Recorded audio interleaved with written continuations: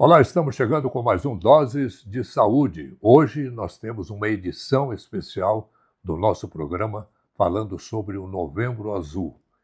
Vamos destacar aqui alguns detalhes sobre o câncer de próstata e tudo que gira em torno dessa terrível doença. Antes de começar, se inscreva em nosso canal e se você curte os nossos podcasts, aproveite para nos apoiar. A partir de R$ 4,99 por mês, você tem acesso a conteúdos extras exclusivos, imagens de bastidores e muito mais. Agora sim, vamos para mais uma dose de informação, cuidado e inspiração.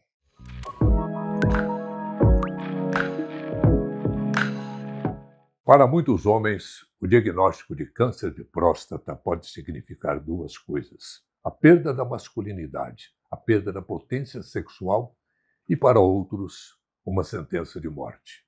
Não é nada disto, desde que você se previna, que você faça seus exames preventivos regularmente depois dos 40 anos. Após essa idade, é conveniente, é importante que você procure um urologista, que você procure um médico, num posto de saúde, num hospital, onde for mais acessível para você. Em 2009, eu tive esse diagnóstico de câncer de próstata, um câncer sério. Primeiro, a micção, a vontade de urinar vinha com intensidade, mas urinava pouco. E começou a doer a uretra, comecei a sentir tonturas, uma série de coisas que me obrigou a procurar um médico com urgência.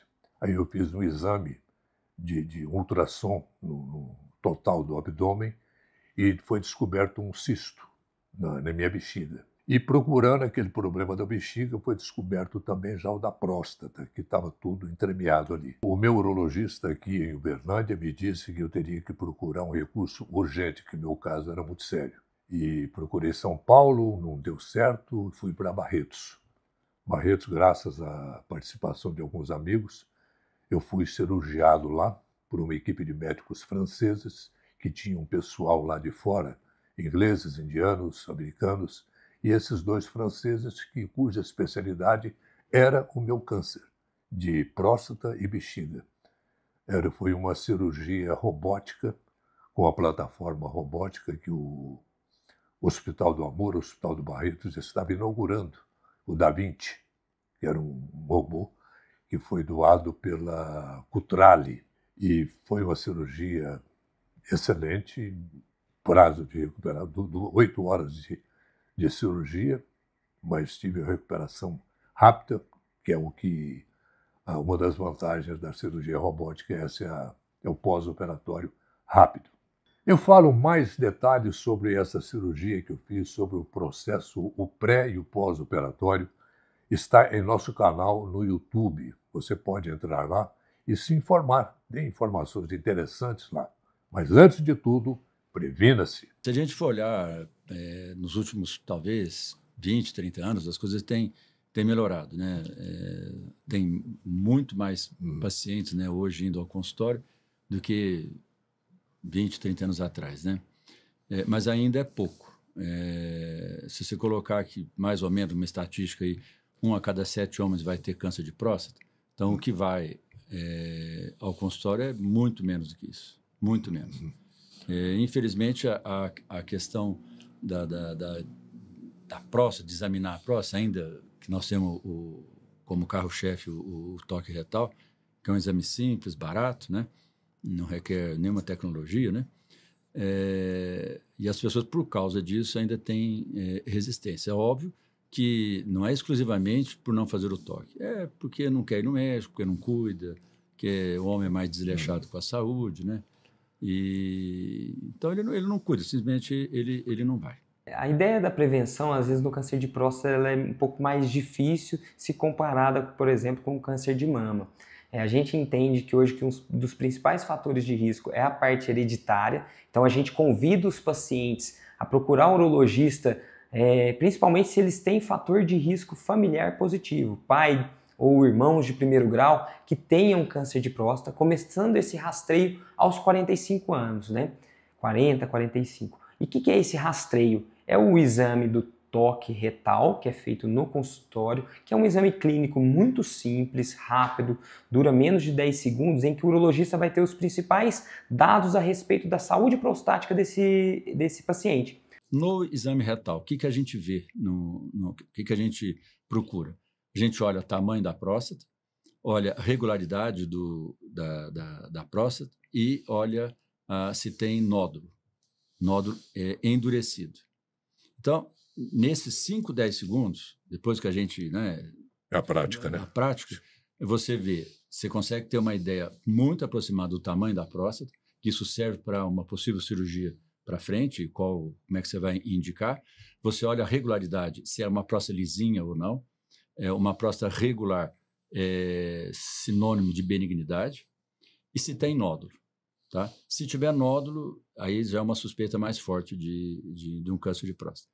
E um outro exame que revolucionou, né, esse cuidado prostático é o exame do PSA, que é um exame simples, colhido no próprio sangue, em que alterações dele sugerem ao urologista alguma alteração que precisaria de ser melhor investigada. Né? Podem ser desde inflamações, infecções ou até mesmo câncer de próstata. Identificou uma alteração ao toque retal, uma alteração no PSA, a gente tem que interpretar se isso é um erro laboratorial, alguma coisa nesse sentido, ou já começar a aprofundar na nossa investigação.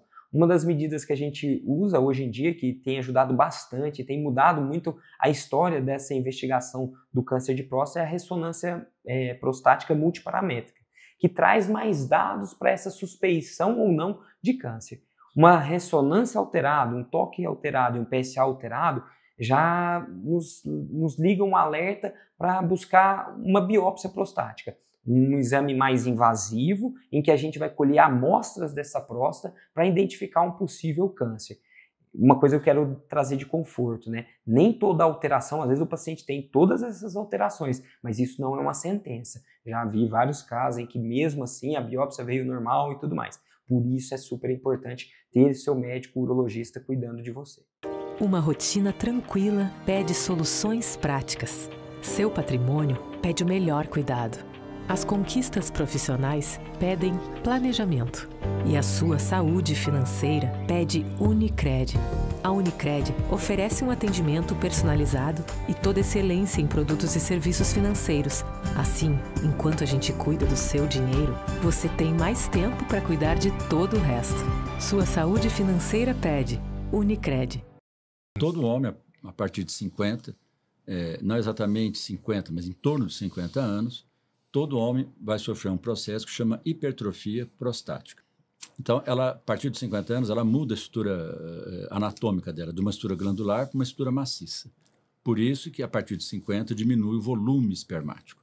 É por causa disso, que é da história natural nossa. Nessa transformação, que chama-se hipertrofia prostática benigna, pode, em algum momento, ocorrer um erro no DNA e você vai ter a célula, ela modifica a estrutura dela e começa a repetir essa célula modificada, que seria a célula cancerosa. Então, é uma célula de origem da linhagem prostática modificada. Aí ela começa a reproduzir mais do que uma célula normal. Isso é vamos dizer assim, a morfologia do câncer de próstata. Como o câncer de próstata não dá sintomas nos seus estágios iniciais, é importante esse rastreio, essa busca ativa, que é o que o Novembro Azul tem chamado. Mas, eventualmente, né, sintomas miccionais, uma alteração urinária, sangramento na urina, eventualmente sangramento pelo esperma, né, dores na região pélvica, devem ser investigadas. É o que a gente brinca, né, que o mais velho começa a urinar no sapato, né? Porque o jato sai fraco mesmo, demora para sair, a micção passa a ser muito demorada e tal. Por isso, porque a próstata ela cresce, ao crescer ela obstrui a passagem da urina e vai ficando difícil de urinar mesmo. Essa questão urinária ela pode estar muito mais ligada ao próprio crescimento da próstata, que eventualmente não é câncer propriamente dito, mas também deve ser tratado. Essa é outra coisa que a gente podia aproveitar, né, o Novembro Azul. Né? Próstata só tem câncer? Não. Você tem prostatite, você tem sangramento que tem pela próstata, que não é câncer, que não é nada. Então, assim, o indivíduo, a pessoa, o homem, devia ir ao urologista, pelo menos, no mínimo, uma vez por ano, para olhar isso. Você não tem só a questão do câncer de próstata.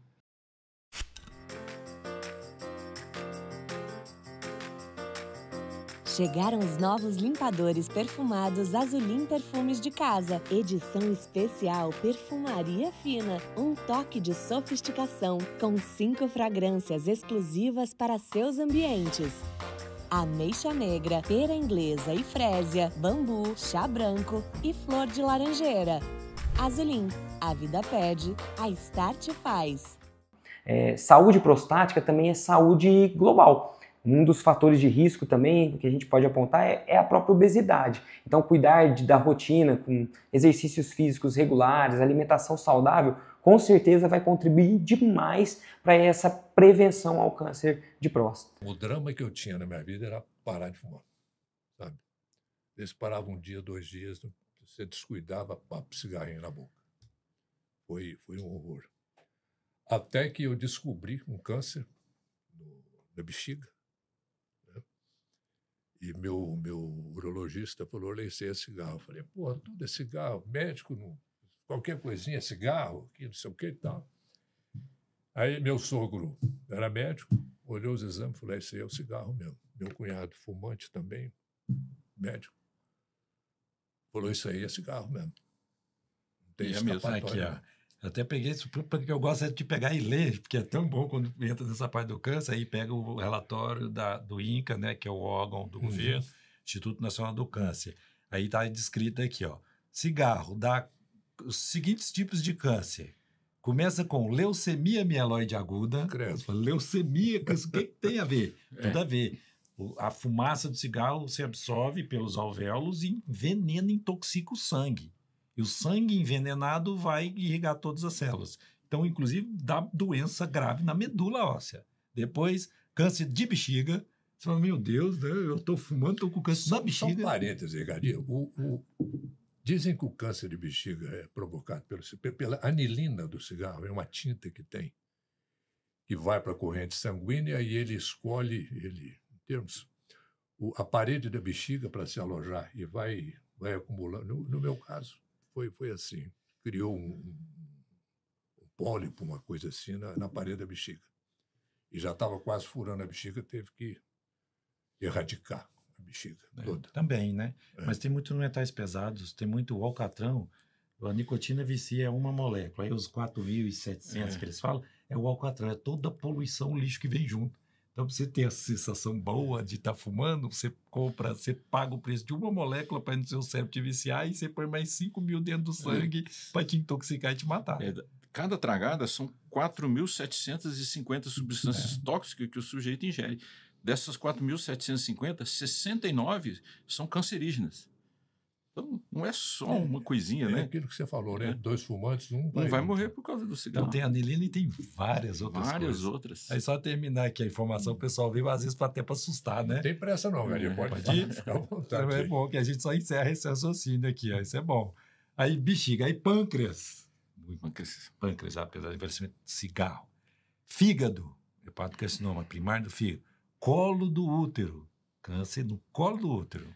Câncer de esôfago. Aí vai, né? Câncer, cabeça, pescoço, tudo das vias aéreas. Cabeça, pescoço é o mais clássico que eles falam, né? Mas aí ele descreve também um outro. Rim, câncer no rim, câncer no ureter, câncer de pulmão, né? Que é o mais clássico aí, né? O mais relacionado.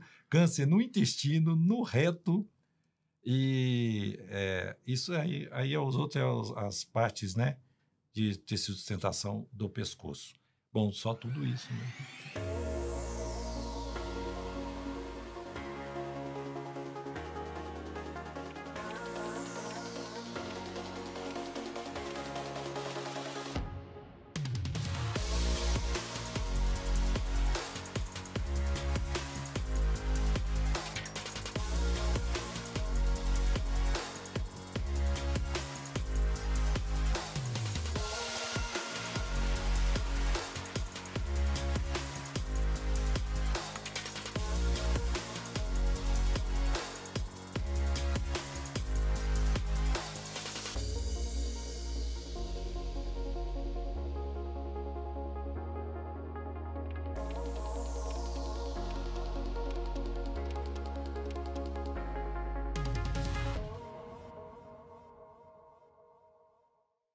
uma vez que a gente diagnosticou o câncer de próstata, nessa biópsia vai haver uma classificação que a gente chama de estadiamento.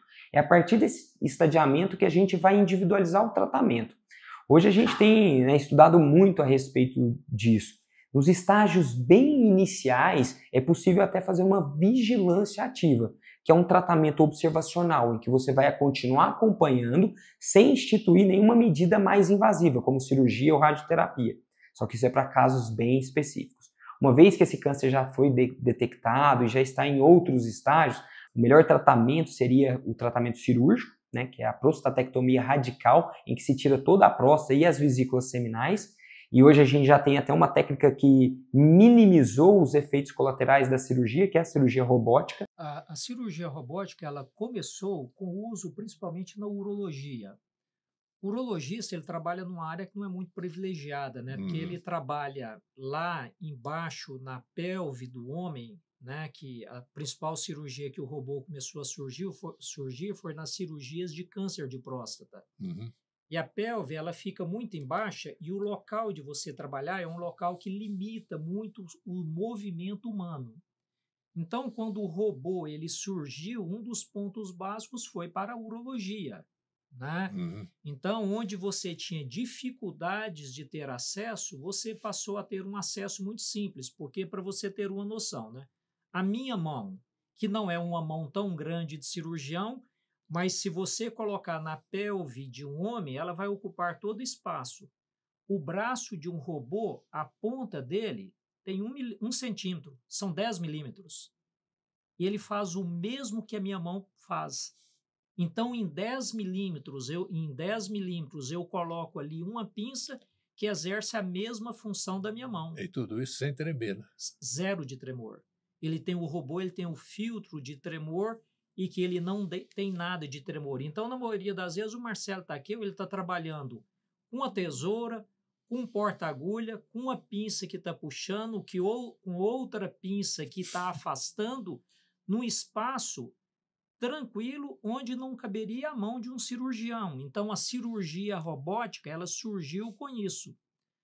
A cirurgia é muito menos invasiva, né? Então, logo no início das casuísticas, né, com os trabalhos científicos, já mostravam benefícios muito fáceis de demonstrar em relação ao sangramento, né? A dor no pós-operatório, que a evolução era muito menor. Imagina que a gente não tem que fazer grandes incisões com pequenos furos. Esteticamente também para o paciente. Esteticamente, menor risco de infecção, né? A recuperação no pós-operatório.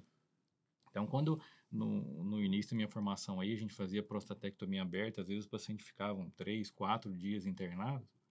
Hoje, numa prostatectomia robótica, o paciente vai embora com 24 horas.